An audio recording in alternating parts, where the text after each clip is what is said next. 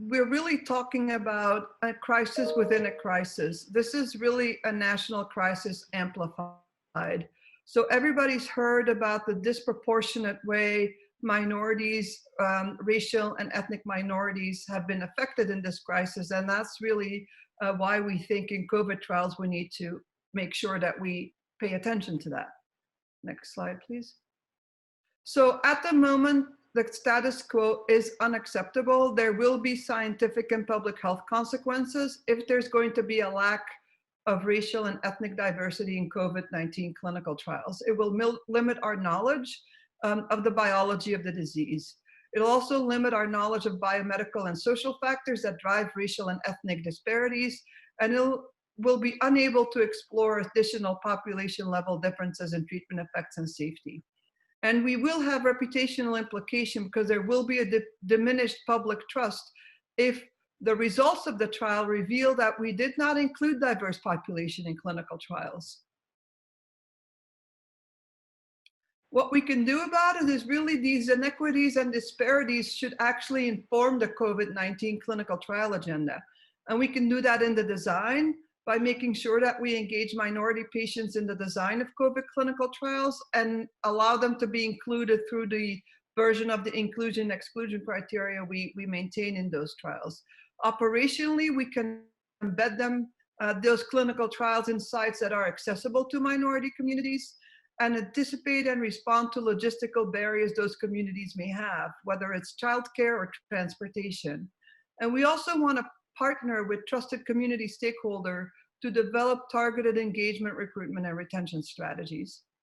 And really where we're at right now is that we need leadership. We need your leadership. We can get this done. We have to just do it. I would like to turn it over to Richard Knight, who will provide us a patient perspective. Thank you, Pamela. Thank you for having me here today. Again, my name is Richard Knight. I'm a kidney transplant recipient of 14 years and a former hemodialysis patient. At the outset, let me say to those of you who are listening that AAKP, as the largest kidney patient organization in America, has enjoyed a highly inclusive and collaborative relationship with Citi over the past 5 years. We were proudly involved in Citi's mobile clinical trials, decentralized clinical trials project, and policy recommendations, which we believed that these recommendations make it easier for companies to conduct timely trials and to reach minority patients, and most importantly, retain the patients for the full course of the trial. Next slide, please. Let's frame the issue that we're dealing with.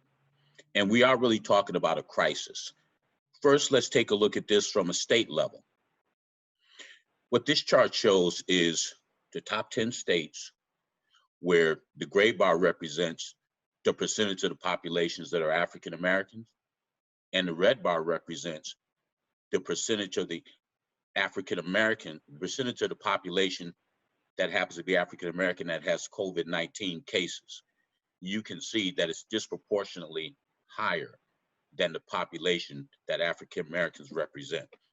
Now, if we turn to my state of Maryland, for example, African Americans represent 31% of the population, but 47% of those who have COVID cases. Next slide, please. Let's bring that down a level and looking at the portion that's highlighted in red. This talks about it at a county level, talks about the crisis at a county level. Compared to majority white counties, counties that are majority Black have 3 times the rate of infections, almost 6 times the rate of deaths. And to bring it even closer, I happen to live in Prince George's County, the state of Maryland, where there's 24 counties.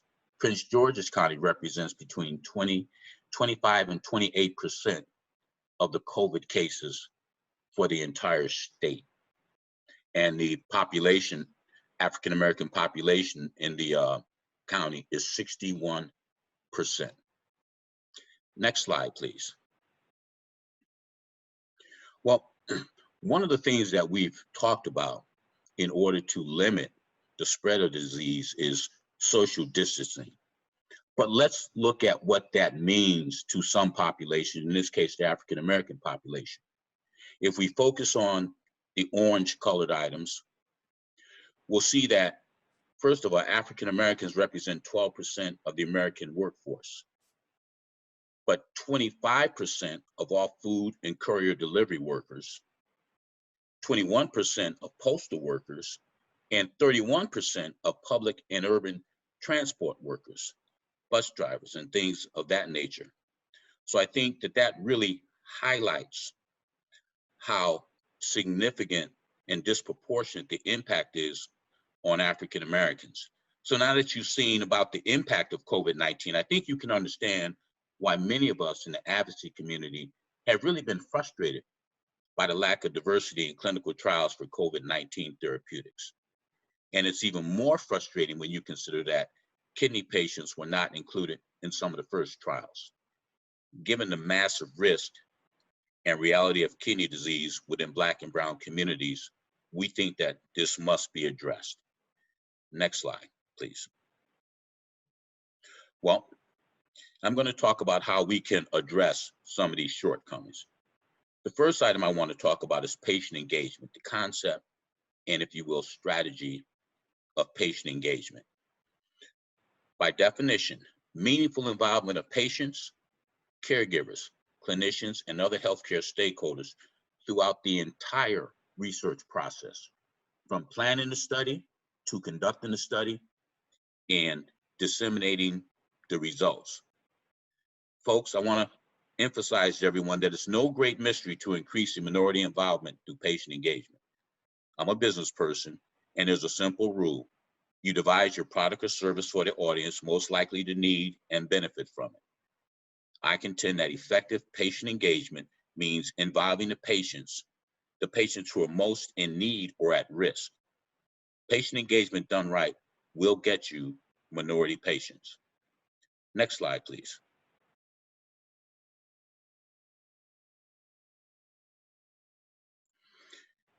Now I want to take a look at some best practices. And I'm going to use the example of patient engagement in NIDDK, National Institute for Digestive Diabetes and Kidney Diseases, in the KUH division, Kidney Urology and Hematology. A project, Kidney Precision Medicine Project, which is more or less the moonshot for the kidney world. The study was funded in September 2017. Immediately, a community engagement work group was formed that consisted of patients initially, and later on we brought in a few clinicians. But these patients were engaged in drafting informed consent documents. They championed and helped develop a very unique no-fault insurance. They were involved in all steering committee meetings. Patients were involved in protocol development and talked and worked with the ethicists to make certain that there was transparency of results. I also want to emphasize that in addition to the great work of NIH and NIDDK, I want to emphasize that one of the ways that they were able to get this done is working in collaboration with various groups, such as AAKP.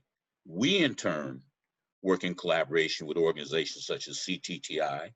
And I also want to mention that we engaged the Kidney Health Initiative, and they have published some great information regarding kidney patient minority involvement in trials for device diagnostic and drug development. And I do want to say here that both the organizations, CTTI, KHI, work with FDA, which I believe is one of the more progressive agencies that is leading the way in increasing the amount of the number of patients, minority patients that are involved in clinical trials. So we have always fought very hard, along with what we're doing at CTTI as well as KHI. We fought very hard for minority involvement in clinical trials and development. Next slide, please. Want to focus here on some recommendations and some suggestions that I think will be helpful to you in increasing minority involvement in your clinical trials? First of all, I think you have to aggressively develop processes and mechanisms to engage patients early in the development of COVID-19 clinical trials. One example can be development of community advisory boards, where you reach out to trusted members of the community. The NAACP comes to mind, the National Medical Association, which is a healthcare organization that is comprised of African American doctors, for their support in addressing and approaching some of their patients. And of course, you can always reach out to advocacy organizations such as the American Association of Kidney Patients. That is part of what we do. Patients should be involved in your data safety and monitoring boards. If you happen to have external evaluation panels, they should be engaged as that in that entity as well. Then we want to be certain to continue to focus on patient-centered outcomes. I think that's very important. We want to clarify research costs. In many instances, we look at the cost of pursuing patients and minority patients as additional. But if that is part of what you're doing, let's do full costing up front so that there are no surprises. The other thing we want to recommend, and this really is a very, very important aspect here for different site locations, increase the use of telehealth. I think that COVID-19 itself has drastically increased the use of telehealth. And I think that this is something that will increase your patient retention and allow patients to be able to communicate with you, you to communicate with them, and in many cases, not have to come into the office or the site location unless it's absolutely necessary. And finally, I think it's important that you mitigate potential harms by clarification of patient engagement and improving the fit. What I mean by that is, for example, you don't want a patient to feel that their participation is tokenistic. On the other side of that, as you pursue bringing minority patients into the loop to participate, you want to be aware and you want to avoid scope creep. You need to be aware of the time constraints for patients and researchers. And all this comes about by perhaps increasing the type of planning and management that you will have for your particular activity. But in doing these things, I think that it will give you one of the most important things that is necessary, not just to recruit, but retention. And that is trust. And that's, again, why I advocate that you work with organizations that are embedded in the community, and not just to get patients, but to get patients that are a good fit for that which you're trying to do. Well, folks, I want to thank you for the opportunity to share some ideas with you, and I look forward to working with CTTI to make certain that we can accomplish our objective here. Pam, I'm going to turn it back over to you. And again, thank you very much for the opportunity to participate.